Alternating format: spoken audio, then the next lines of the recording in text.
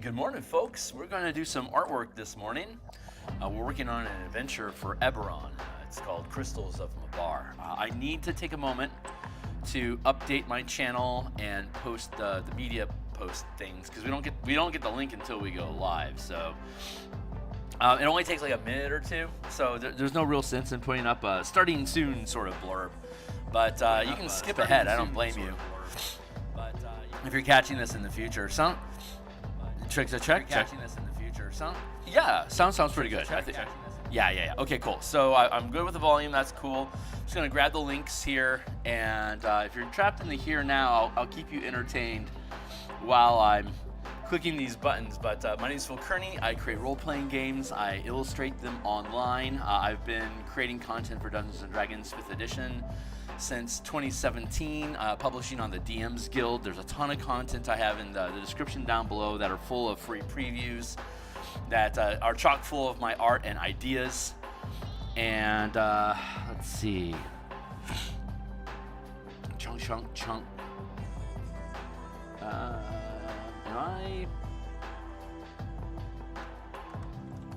Something seems to... There we go. Okay, cool. That went okay. And now I've got my social media post here. And we should be done and good. Okay, great. Yeah, everything is... Excuse me, I'm still getting over pneumonia, but all my social posts are done. I can rearrange my window. We can start getting to work here. If you're still around and you think this stuff is cool, like, subscribe, hit the bell icon for notification when we're live in the future. Here's the books that I was all talking about. My Discord channel where I do my play testing, free access for anyone that wants to join. If you don't want to buy books, but you want to keep the art pixel flowing, you can support me on Patreon here. You're going to see a lot more activity coming out of that.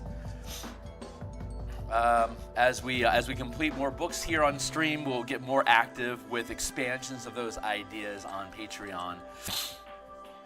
And sorry, it's I'm draining a little bit from having pneumonia. So let me see. Okay, great. So there we are. This is the book cover we created. We'll get that out of the way. We are doing corner vignettes. So we're revisiting this page. This is describing an NPC, Enrique, who has escaped from detention center prison inside this underground facility where the team is trying to break in as part of the adventure. So we have some Emerald Claw cultists are hunting for her as she has escaped. She's hiding in the murky cemetery behind this pedestal here. But the corner vignettes that we're doing, see over here, this is too small of a space to really warrant like an illustration of some sort. So we get to leave that blank. But over here, this is a little garish. So if you aren't familiar with this format, the YouTube is going to clip the sides a little bit if you go to full screen. So if you're just looking at my screen, you are. It doesn't quite look right to you right now. Like I think it gets clipped like, that's the wrong button. I think you're getting clipped somewhere around here, and I think around here when you're looking at this. But it's a 16:9 format, so on a normal device, it fills the space, and each column is also 9:16, so it fills the space as a single column. The entire adventure is built this way. So it's designed as a PDF for use as a PDF, not as just a digital book that's 8.5 by 11 or digest size like 5 by 7. It's not a digital apology for that. It's like all the buttons down here are navigation buttons. When it says if the adventure began in part 2 at the edge of the manifest zone, Enrique instead tells the characters the other scouts have been captured and may still be held underground in part 3, area 11 of the prison. So this is something that you can hyper click. Like you can click this and it'll take you to that specific area 11, the prison in part 3. And then this is the icon. Well, here's part 3, and here's the icon to the map in part 3. Here, no, wait, hold on, button isn't working. There we go, like that. So that's the icon for the map. The cemetery that she's in right now, here's the icon for the cemetery. There's a flooded fort. There is a gatehouse that straddles the top of the underground facility where the prison is located at, Appendix A, B, and C. Part 3, like this icon here, is providing you with details like wandering encounters and environmental conditions and hazards that are relative to this section.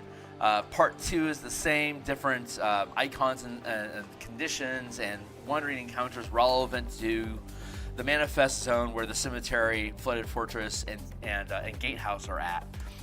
And then we have the Carnwood Forest, which has some pre-built encounters in them as well. And then here is the village that called for help against the undead that are menacing their town.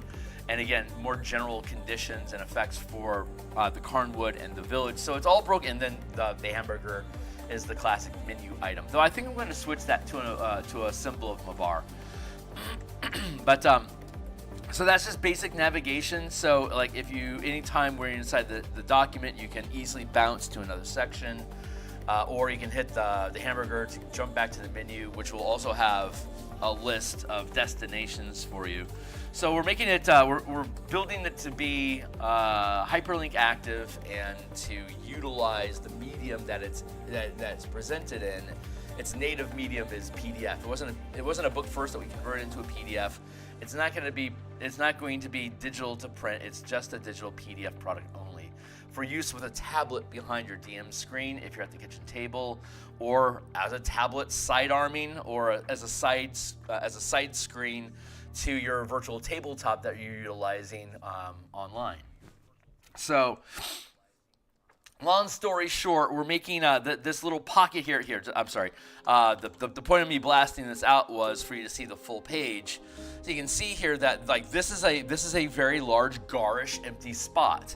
I don't necessarily need to do a full illustration like we did last week, but something needs to be there. So what my gut is telling me is to use this illustration here to start concocting ideas about. I think I'm just going to do some terrain down the corner here, just some gritty, dirty manifest zone terrain, just to give a good feel for how, you know, gritty the place is. So I think I'm gonna let's see, what's a good image that I can grab off of.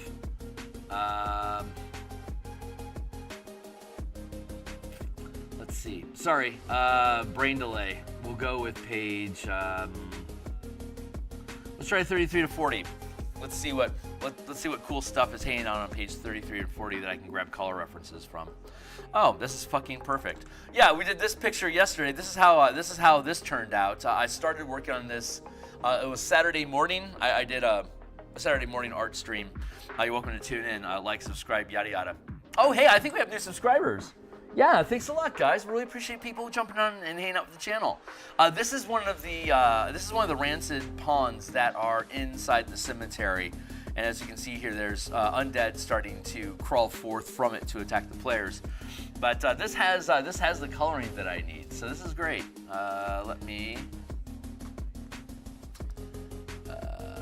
Yeah, this is the base color I want to start with here.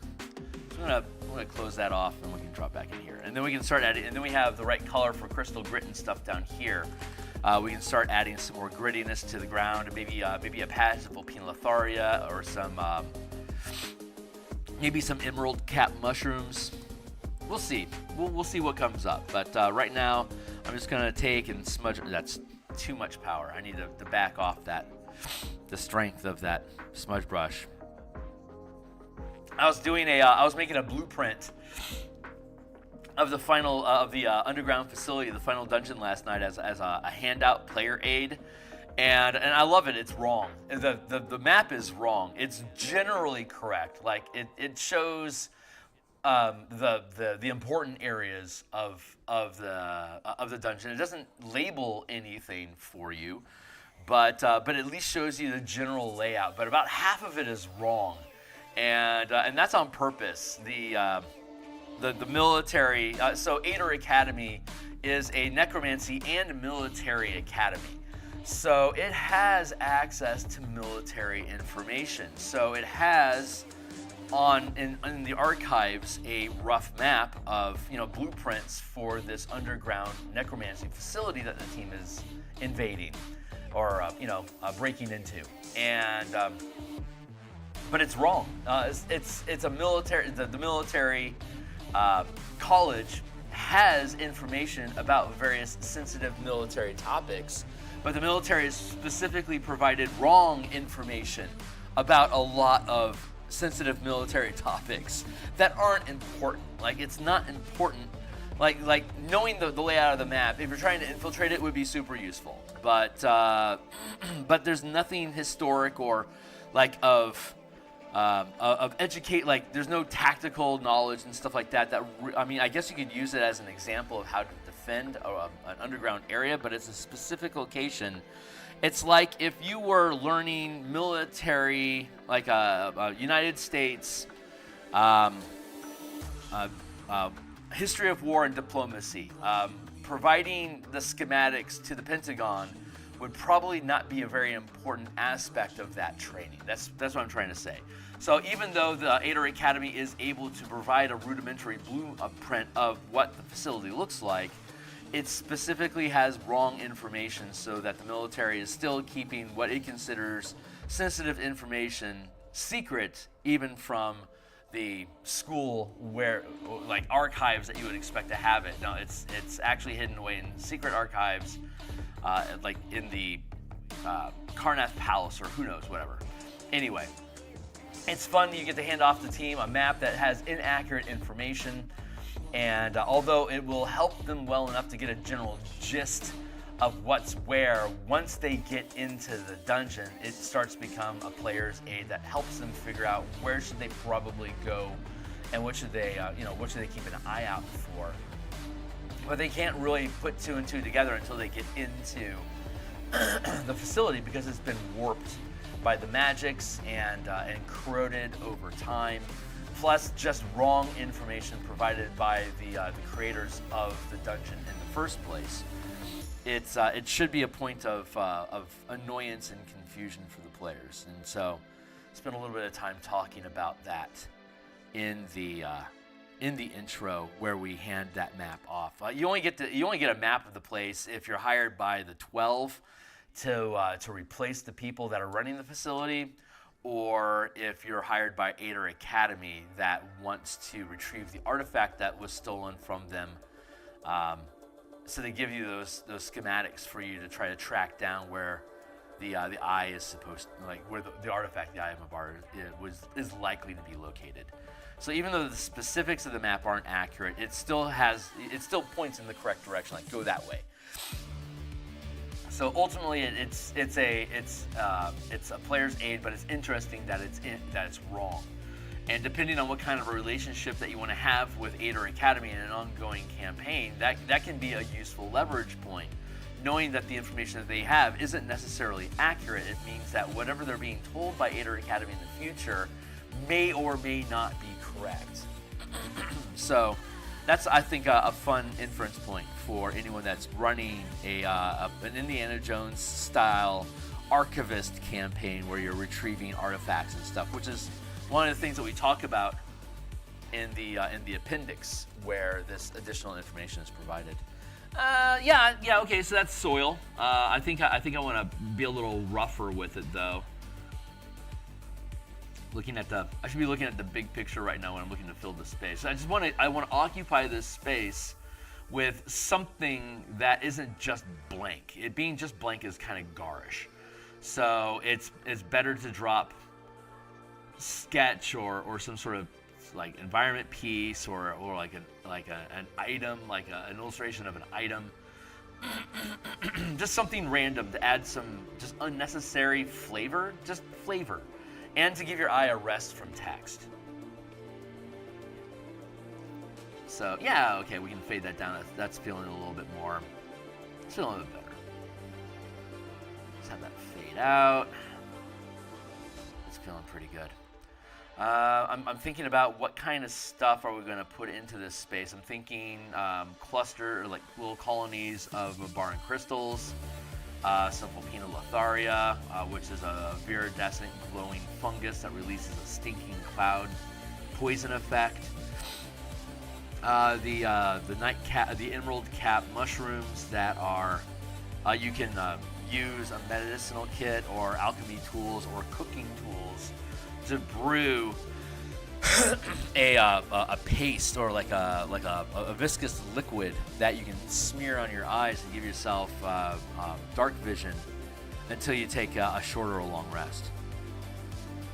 Or is it an hour? It might be an hour. I don't recall exactly. I like the idea of it lasting until you take a rest. It's like, you rest your eyes or whatever, and then the magic goes away. But it's in the items and it's in Appendix B, so we can look it up later. But all the interesting plants and items that are presented throughout the adventure are things that are useful to characters, like the ferric vines, for instance, is like a tarn or like ivy, like thorn, like thicket bushes. It's like thicket growing up from the soil, but it's not plant. It's bone of incomplete skeletons that can't raise up themselves as an animated creature. The skeletons that are incomplete to the point where they can't rise up themselves, they rise to the soil instead as this thicket of bone-like steel strong bone that's infused with necrotic energies of Mabar. And if you try to, if you enter the space or traverse an area, every 5-foot space that you walk through does D6 points of piercing damage. And the cemetery in different regions throughout the manifest zone it's just there's patches of it that can be used to create non-metal objects that are as strong as metal. So like you can make full plate armor for a druid, for instance, that although like a druid fighter would potentially have access to full plate armor without having to spend feats, but a druid generally has the flavor text of doesn't use metal armor, which means that you wouldn't be able to use the heavy plate. But with this ferric vine material, you can harvest enough of this material to then be able to forge into armor, but it's not actually metal. It's enchanted bones rising from the soil of Mabar. So fun stuff. So that it's kind of an idea of like if you went to Mabar and you were to adventure in Mabar, here's some suggestions of the different types of environment, flora, environmental hazards, and effects that a character could expect to endure while inside of the plane of Mabar. So the manifest zone, the artifact that was stolen, take it to a manifest zone and then perform a ritual. The manifest zone becomes so powerful that it becomes an actual gateway between Eberron and the plane. It becomes a bridge, like a planar bridge, and so the cultists that took it are using it to terraform this environment to gather these materials to sell or to use as magical components and exotic materials that they can basically amass wealth with before skipping out of Karnath, the nation, before they get arrested for war crimes or whatever. Okay, I think this is faded enough. I'm kind of mincing with it. I'm going to keep moving forward. So let's grab our crystal brush, which is the fractal cauliflower brush that we have, and we're going to shrink it. Here, I'll show you what it looks like. Here's the brush. I need to drop this color down to like around 20, 20, 20. Yeah, we'll do 20, 20, 20, 20, 20, 20. There. So that's the brush, but what we're going to do is we're going to foreshorten it so it's like that. So it's coming at an angle instead of being flat on. And we're just going to put a patch of this down and then we're going to work it into a little illustration of Crystal just kind of on the ground. It's kind of a little nothing project. It shouldn't take very long for us to complete it. We've got, after this one, we have 19 more pieces to do. And if I can finish one or two of them, I'd like to finish 4 per week, and hopefully faster. I'm almost done with all the stuff that I have to do offline. I'm in the process now of hyperlinking. I'm going to foreshorten this a little bit more. Today I get to start actually hyperlink. I'm in the process of bookmarking all the locations throughout the adventure that need to be hyperlinked to. Like we were talking about earlier here, part 3. Like this is a hyperlink here. Area 6, Northern Gazebo. Part 3, Area 11, the prison. Those are both areas that if you click on them, they'll take you to that location specifically. And basically anything that's in bold throughout the adventure is something that's hyperlinkable. So like all the monster stat blocks in the back of the book. You can, whenever a monster is mentioned, it's in bold, so you can click on that to jump you to the stats of that monster, so you have them on hand at any time that you need. Like you can keep, you could keep 2 instances of this open. One in the monster manual portion, Appendix A, so that you don't have to bounce back and forth at all, and then just leave the primary document up as. Hold on, I'm going to do this. I'm going to foreshorten it even a little bit more for this area here. I'm going to shrink that down. There we go.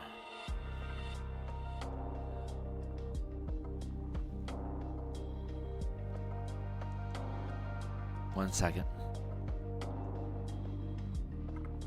There. Okay, that's probably sufficient. I'm just going to drop that here for now. And thank you, timer. That is my timer, and making sure I keep track of time. We're going to grab the same brush as an eraser, but I'm going to use like maybe 30% strength. So when I tap at it, it lightens it, and if I stay persistent in one spot, it'll just disintegrate it. So I'm going to use this. I'm going to drop it down to 20%. I'm going to use this just to add a little bit of smokiness to the area. Get that ground fog going. That's miasmic and poisonous to breathe. There's fungus throughout the manifest zone. This is called plague. It's called plague moss, and it can be dried and ground into a potpourri that if put into a Holocaust mask, you can, or any kind of face mask, you can breathe through it, and it'll neutralize the poison effects of the manifest zone itself. There we go. See, I like that.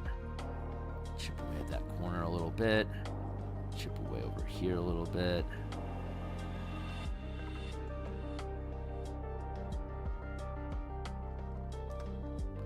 Just kind of creating a little mood piece. Let's grab, I know the color for Letharia is a sharp green.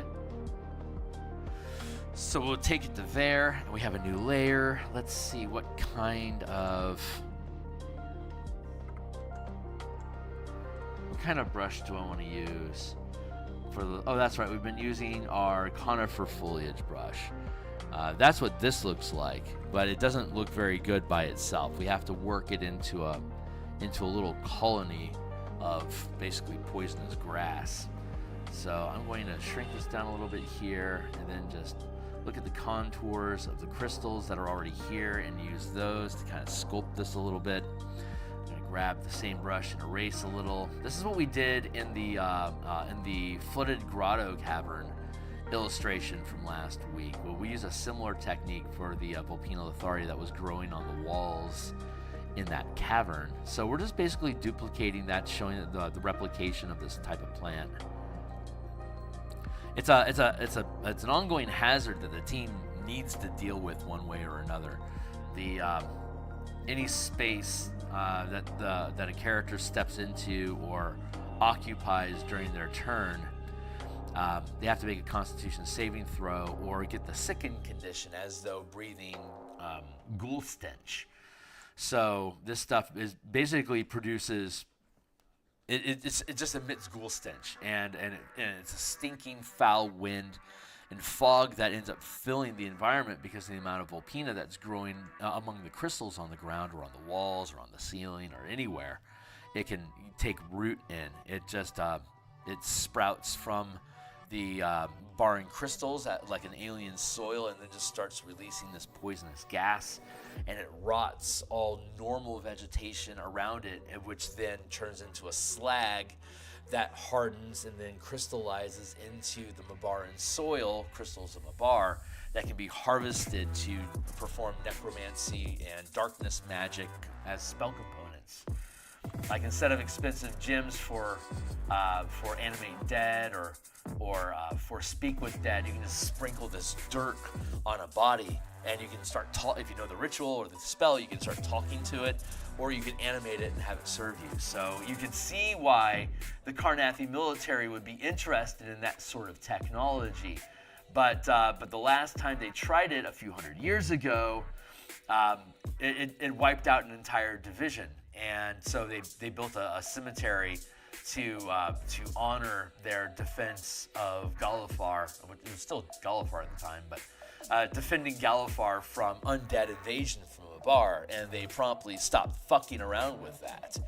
And so hundreds of years later, the last war ends, all the necromancers that had been recruited to act as military generals to lead legions of undead against enemies, they are now war criminals for using necromancy, and the blood of Vol is no longer a recognized religion in Karrnath, which is where a lot of the cultist fervor for the Emerald Claw is sourced from, the blood of Vol. So this dangerous cult is now basically war criminals that they need to vacate the region. It's risky for them to stay there. They might get incarcerated.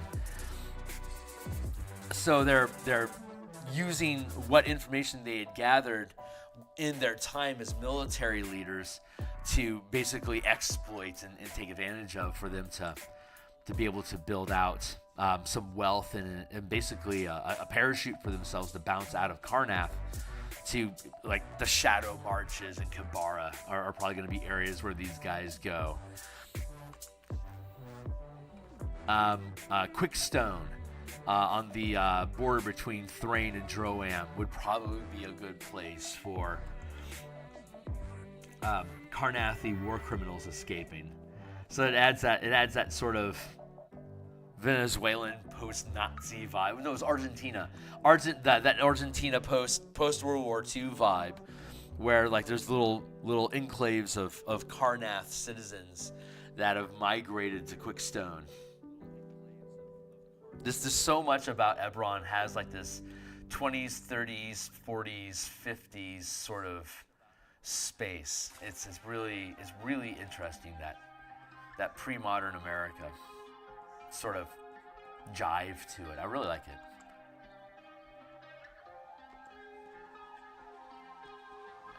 And there we go. See, it's all just kind of layers in together really nicely. Let's merge these layers down, and then I'm going to use the free transform warp tool just to give it a little bit of an organic bend. This will help break up the fact that it has, like, each brushstroke had the same arc to them. It's a tell. It's a way to tell that it was a digital production. So I am warping the surface so it has a curve to it, so it feels more like natural topography. Okay, so next up, I'm going to pop open that image again, so I can grab some more terrain stuff. I want to grab some fetid water. So that I can put some. I want some puddles in here, like this bare patch here. I think will make a nice little puddle, and I can have, because it's raining constantly right now. It's the rainy season. It's November, and it's it's like November in Scotland.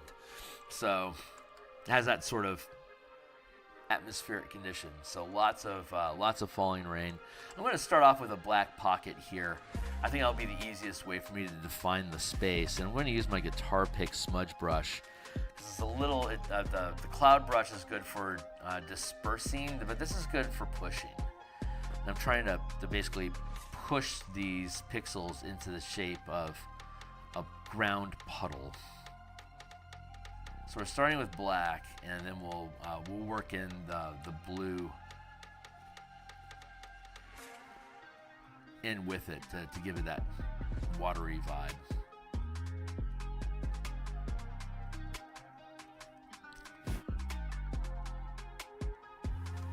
There, and I want to have this underneath the crystals because this water is going to be filtering in down through here. It's just it's just a pothole, basically. But it's just a little environment vignette sort of thing. It's just a little still life spot. I like doing these things. They're a lot of fun to do. They're easy to do, and they're entertaining. They're neat little spots. So this is just a zoom in on just a puddle. It's raining, and it has all this unnatural plant and mineral that's growing inside the manifest zone. So this is just an opportunity just to have a little look, just a little closer look at like how does that stuff sit? What does it feel like? This is basically it's just a little spot illustration. It's just filling space, but we're making it serve a purpose by just providing a little bit of additional visual information so that the DM feels a little more comfortable. Like, what does this place look like? Like, we're providing you illustrations for you to get a good idea what this place looks like.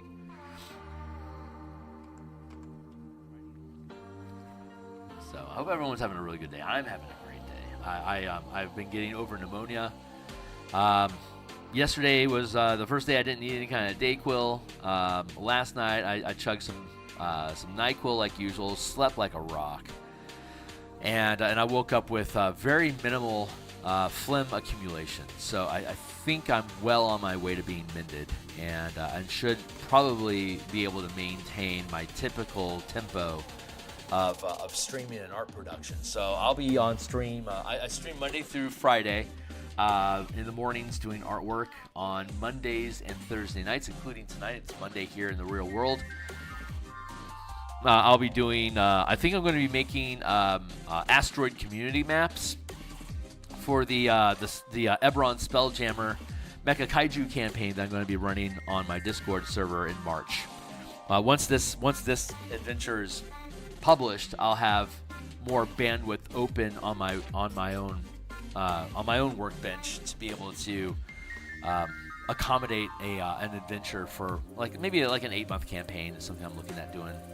Using Spelljammer mechanics and my Bastion system to have the team basically govern and oversee a community of asteroid colonies. So we're going to be building maps for the asteroid colonies for references, and we'll be doing that this evening.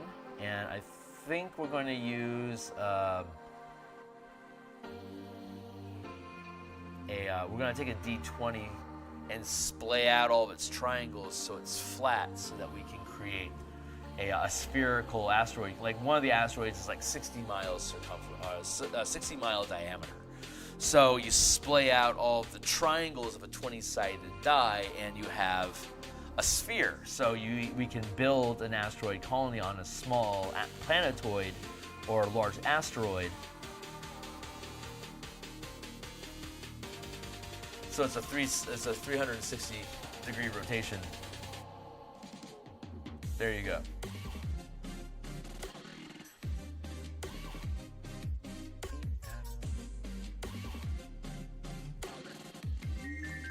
So we'll be working on those this evening.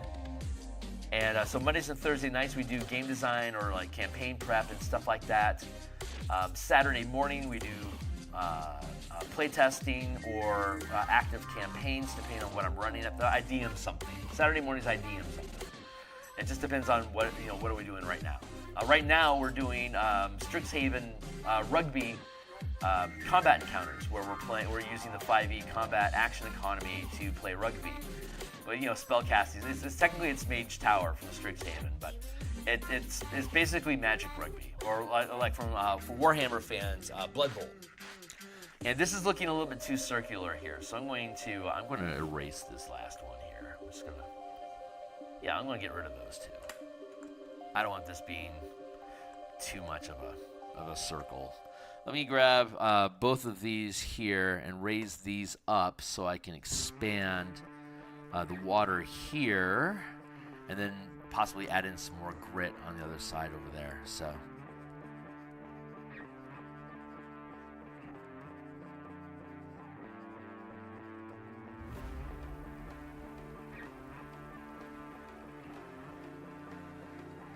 Do like that. Oops. On the wrong layer. Let's undo all of that while I still can. Oh shit. I guess I can't. No, there it is. Well, fucking good enough. Whatever. Anyway. Okay. Life is fine. Everything's fine. These should not be in the same layer. Oh well. It is what it is.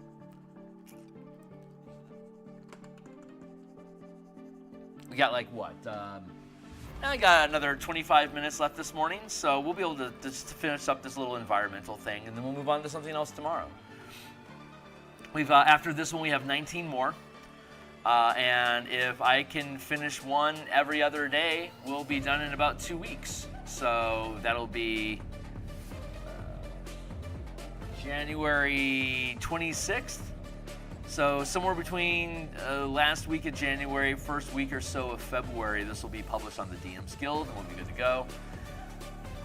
Boy, I've literally been working on this, playtesting it, writing it, designing it, rebuilding the dungeons, playtesting it some more, handing it off to other DMs to playtest on their end to get feedback from them about it. We've been running this thing and then doing all the artwork for years. It's been a significant part of my life for like 4 years, off and on 5 years, and so that's way too long for a fucking adventure. I love having built this, but I need to learn to build it faster next time. I can't spend 4 or 5 years on an adventure. I've got too much stuff going on, so I'm going to lay off adventures for probably 2 or 3 years. And just build out supplements, the Spelljammer supplements, the Color Mana supplements, the Martial Powers supplements, the Bastion Campaign supplements, the Mecha Kaiju supplements. All this stuff is for 5e, Spelljammer or Magic the Gathering settings or Eberron. So those are my three wheelhouses in the 5e game space is Spelljammer, Magic the Gathering, and Eberron. That's where I flow. So we'll be building character and DM supplements for the next few years, and at the end of that cycle, I should be pretty happy with my library of work that I've produced. And I don't want to. I think at that point I'm going to start switching over and taking the stuff that I've built and then expanding on it, like the Spelljammer Mecha Kaiju mechanics, like build out the Skrull, the Skrull Navy and the Elven Armada, maybe build out the Illithid Spelljamming Nation a little bit more, expand on Neogi pirate ships. And then, like, on the Magic the Gathering side, start building out, like, House Dimir and Golgari Science as alternate game mechanics for, like, different types of magic systems and stuff for use in Magic the Gathering and 5e. Stuff like that. You know, it's kind of messing around with that kind of shit. Now I'm going to leave those two there. I've decided I like them. So we're here with this blurp puddle. I'm going to now add a new layer. We're going to add in some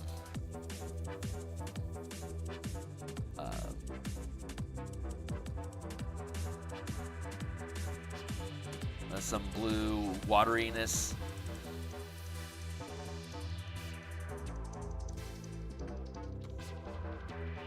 And then we'll slicken it up a little bit more.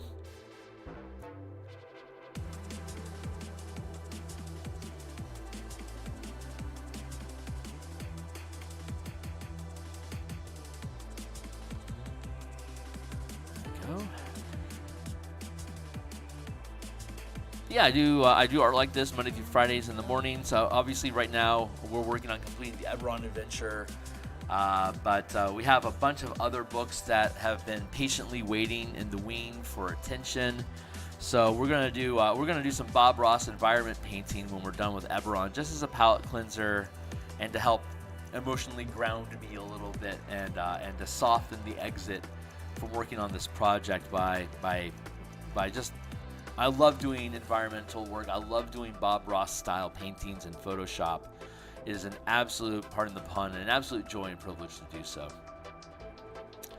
And so I like to grab screenshots of cool locations on Earth that are desktops on the Microsoft Office background. It automatically updates like every day or so.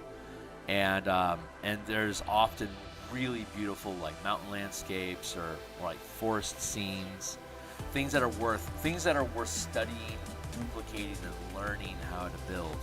So I'm going to take some of those that I've saved, and then translate and then take them as inspiration to build those environments using the methods of illustration that I use. So you'll see me painting mountains like Bob Ross and making happy trees with the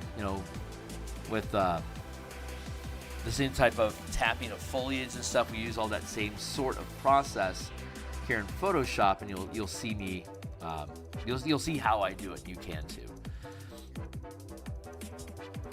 So if you think this stuff is interesting and you want to see me painting some mountains and some skies and some Bob Ross forest and happy hills and waterfalls and shit, that's what I'll be doing in the later half of February, as I ground myself and prepare for the next project. I'm gonna round that off a little bit. 7:32. Okay, we got 20 minutes left this morning. I'm gonna take a sip of water and some coffee.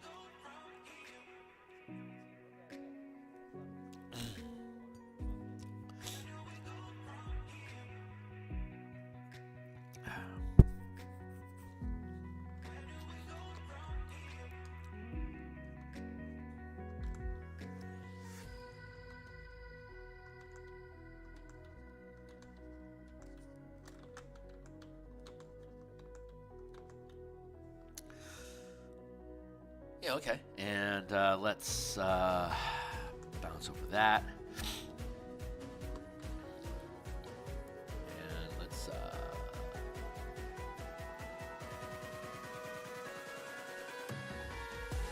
little more blue. There we go. Just working some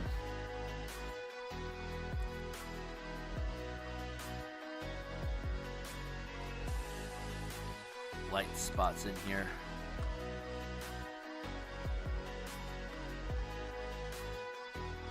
I'm just kind of messing around and experimenting. I don't know if this is the right way to do this or not. Yeah, it looks like that's a no. That's a negative Ghost Rider. So let's see. Let's play around here instead. Yeah, there we go. This will probably work out.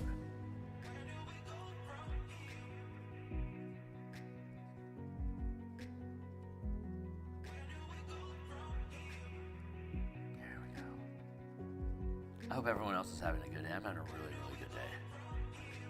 I feel strong. I'm happy with my day job. Family is loving and good.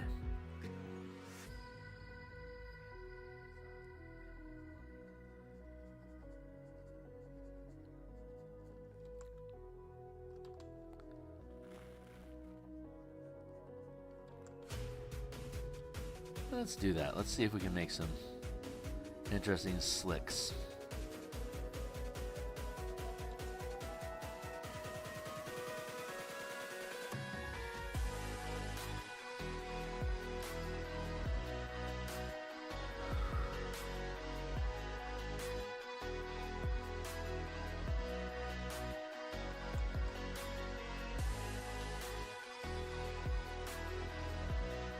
I think I'll probably drop the opacity on this to take off some of the brightness, but for right now, I'm liking it. I bet if I drop it 30%, it'll look like an interesting oily sort of scheme.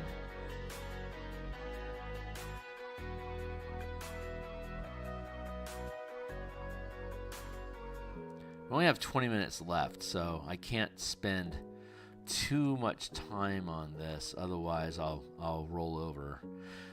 We'll be working this piece. Whether it's like actually done by the end of this 20-minute burst, I've got like 15 minutes left. So whether or not it'll actually be like done complete is questionable. But if not, I'll spend the extra 30 minutes or whatever it is tonight. Finish it off, and we'll start on something completely different tomorrow. I've got a list of 20 pages that need art, including this one, and once this is done, I'll probably roll like what, a D8, a D4, and a D10 to get a range of 3 to 22, and then remove 2. That'd be 1 to 20. So I need to remove 3. So like a 2d6, a d8, and a d4, 16, 20. That'll take us to 24. It'll take us from 4 to 24 minus 3. No, I need to have less. I need to have 18. So what would that be? That'd be, Sorry, distraction. I have to figure this out for some reason. So 2d20 minus 1 equals, oh yeah, there it is, 1 to 19. Perfect. So so after we finish this illustration, I'm going to remove this page from the list, and then I'll roll 2d10 minus 1, and that'll give us a range of 1 to 19, and then we'll pick which page that is, and that'll be what I work on tomorrow. And then hopefully I'll finish that illustration tomorrow, and we'll do the same thing. It'll be 1 to 18 instead, so we'll figure out the math to that and roll that. And this is becoming too conforming, so I am not happy with where that is at now. I can't afford to keep making mistakes and erasing like that. I am running out of time. I want to pressure cook these because the whole project has been an indulgence of time. Wrong. This one.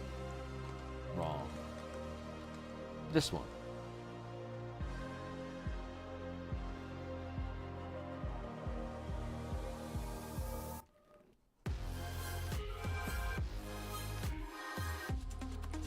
Yeah, I would say that's probably the most accurate description of this piece, an indulgence of time.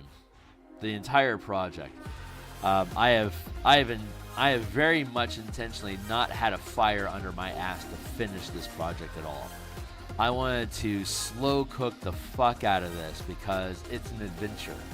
And everything about an adventure really needs to self-reference and coordinate with itself to be a good piece of machinery that can be useful to a DM that doesn't necessarily have direct engagement with me. So it has to be thorough and self-explanatory, self-referencing, and complete and clear. And I think we've accomplished that with this. The feedback has been good from the other DMs that have used this to run adventures themselves.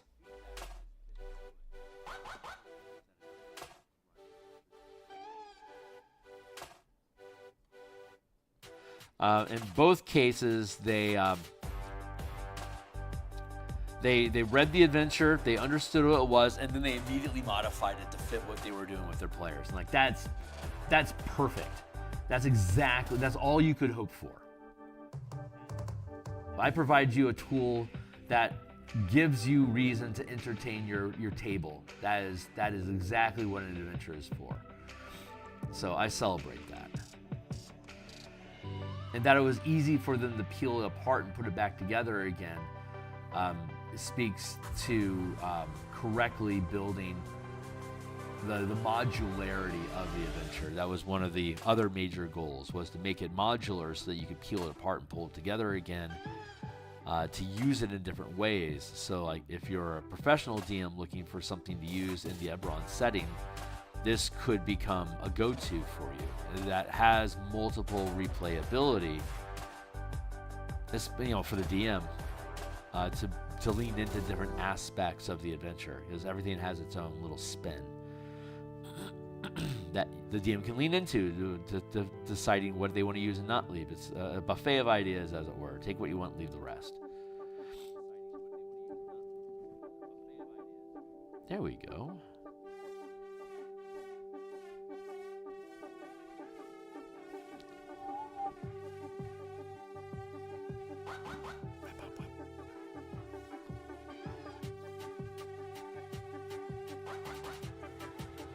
There, see, that's the kind of look that I wanted. And it's 37%. That is the look that I was going for. So now that we have that established, we can come through here, we can do the same with these.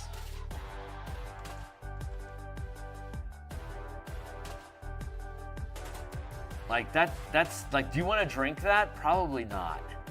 Like, that doesn't seem natural. No, it'll poison you. This water will kill you if you get into it. You have the poison condition until you get out of it.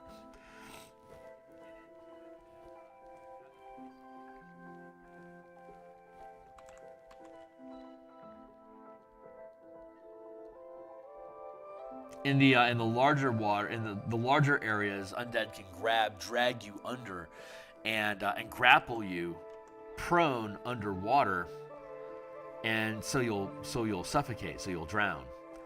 It takes time, but to break free of the grapple, you have to succeed at a strength or dexterity ability check. And while you're poisoned, that's at disadvantage. So once they get you underwater, you are at disadvantage on getting out, and that can be dangerous.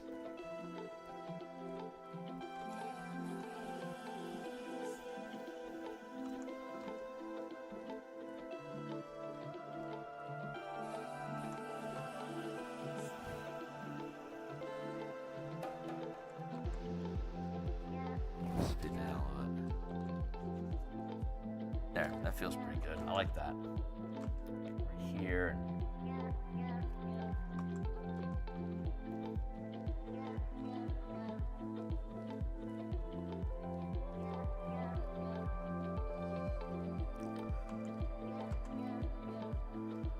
Little patches like that.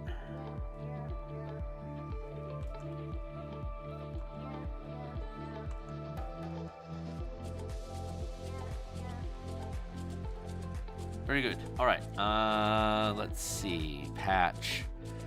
Perfect. We'll put the patch there. So we'll keep adding to that. We're going to go back to black. Let's go to 2020. And we'll go back to our crystal soil brush.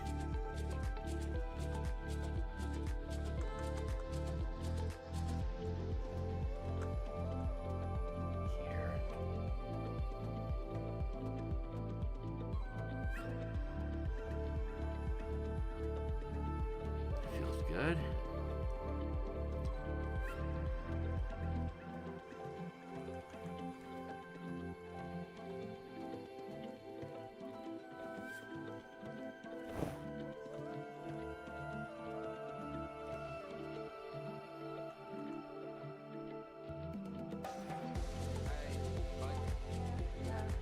Let's grab the same brush here as an eraser.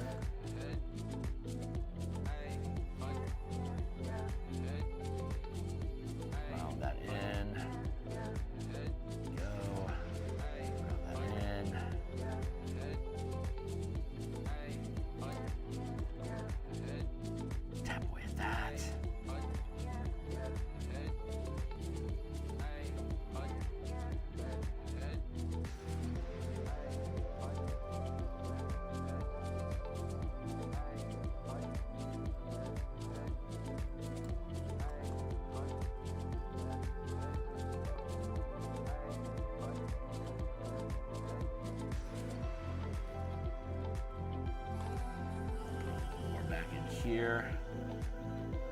Again, I want to raise it down into the soil so that it kind of disappears. But it just creates this texture. And that's all we really need for these little vignette pieces. Just like some interesting little texture. That's all we're really looking for. Just fun little, just an idea of like, what does this stuff look like? You know?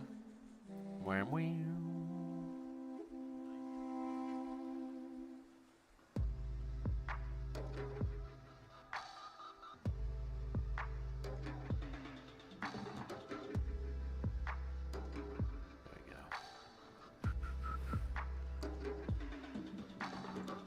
I like that. That's starting to feel really, really good. Let's pull this all together into the vignette. I think I'm content with that. I mean, I could pontificate further, but I think I've kind of gotten the point across. So I'm going to dot away over here at, hold on. Good. I like that.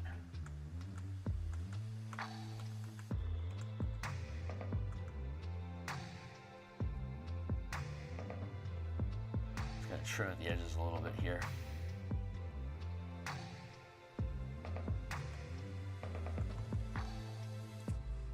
Let's grab the cloud smudge brush, dot that in a little bit, and then smudge away at it a little.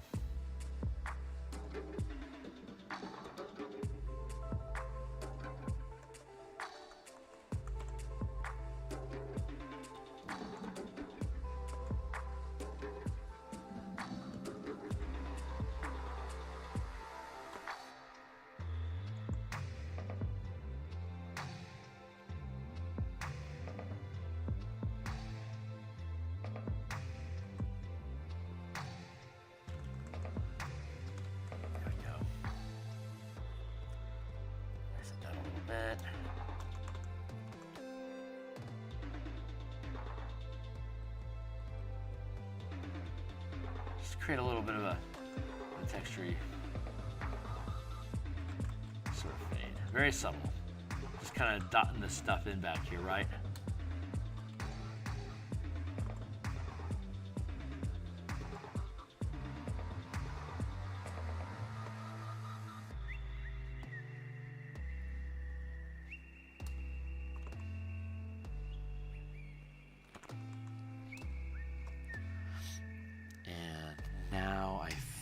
What I need to do is take this layer here, and I think I need to make that a little bit darker. So I'm going to go back to this page here. Open Sesame.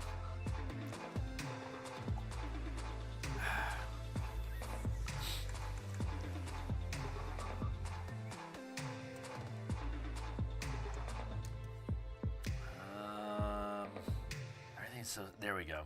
Here's a clear patch. There.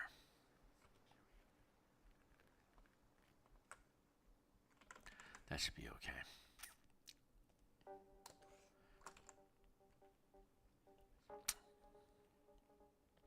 I'm going to create a new layer.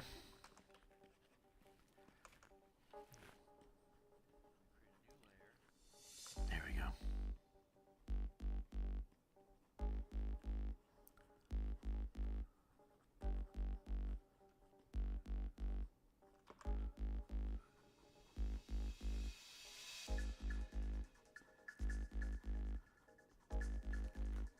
There, oh my God, that feels so much better. It's a little extra darkness in there. Really just starts to create these neat little pockets of,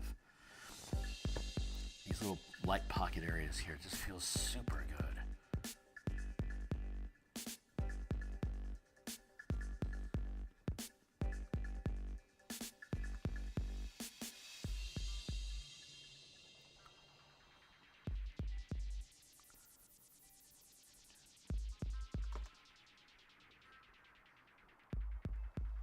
Feels super good. All right, and then the final piece de la resistance is some fog.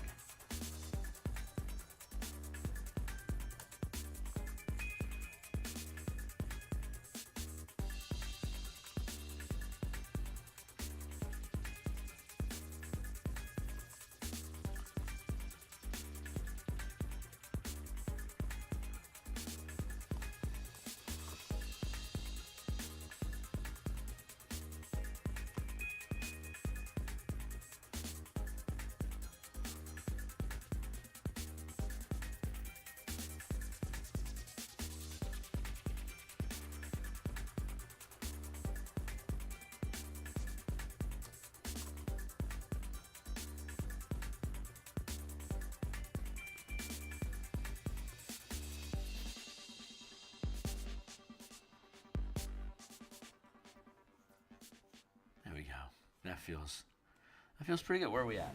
7:50. Got about a minute left. Yeah, got a minute and a half left on the clock. So I'm just gonna go ahead and just brush this in here. This feels really good. Let that fade out. There.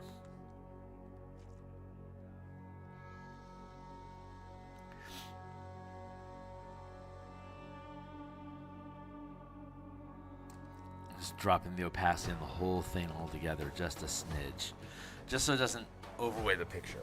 I think I'm pretty happy with that. Maybe, God damn it. Now I want to put just like a little bit of it over here as well. Ooh, fuck you. Okay, so yeah, so I'm going to extend the piece over here. Just I don't have to, just because I can, I guess, just because I think it's gonna look cool. I think it'll help anchor this piece over here, like dropping some stuff in over here. I think will help the balance over there. Oh god, I'm such a sucker. Such a sucker.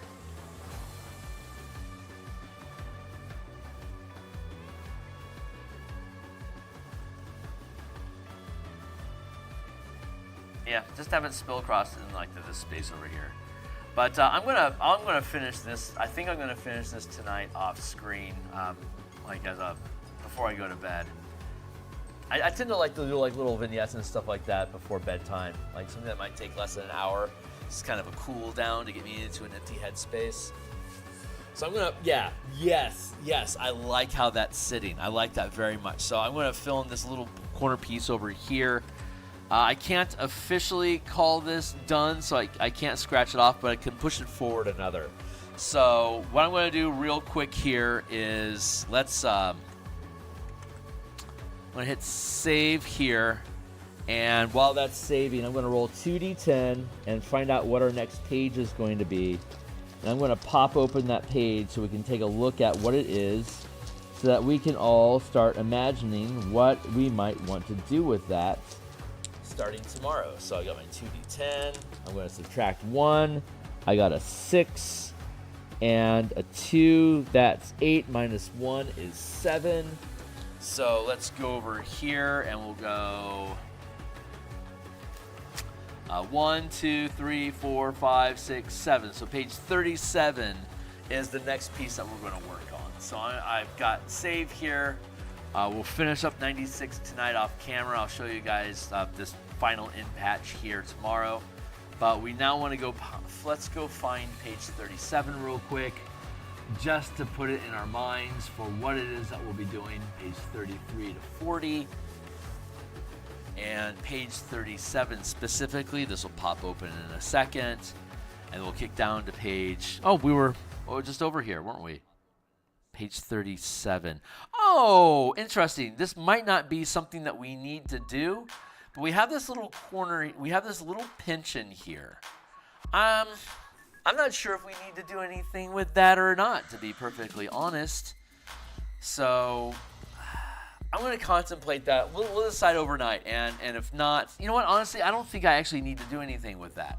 I think this piece looks pretty good, and I think anything else would just kind of be overfilling. I kind of like that empty space there. So I'm going to leave that intact. So we've just scrubbed that. Let's do, let's try a different one instead. Let's do 2d4 plus d10 minus 2 to get a range of 1 to 18. No, it'd be 2d4, 2d6. I'm sorry, 1d4, 1d6, 1d10 minus 2 will give us a range of 1 to 18. So d10, d6, d4. Going to roll the 3 minus 2. So I got 2 on the 4, so that's a 0. And 6 and 5, so 11. We'll do 11 instead. So 1, 2, 3, 4, 5, 6, 7, 8, 9, 10, 11. Page 67. That's where we're at. So yeah, I think I'm happy with 37 being done. We don't need to do anything there. Let's go grab page 67 and see what that is. And what needs to be done from there? 67, where are you? You're not on my list, so let's go hunting. Art, production, page 67.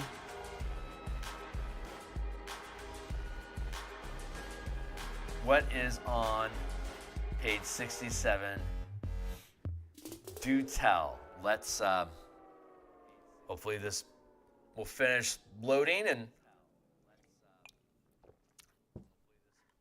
come on, baby. I got shit to do, y'all. Thank you. Okay, so let's see. This is page 53, which we'll eventually be getting to. Page 67. Oh, interesting. Okay, so we have this little corner vignette over here. So this will probably be another little interesting environment piece.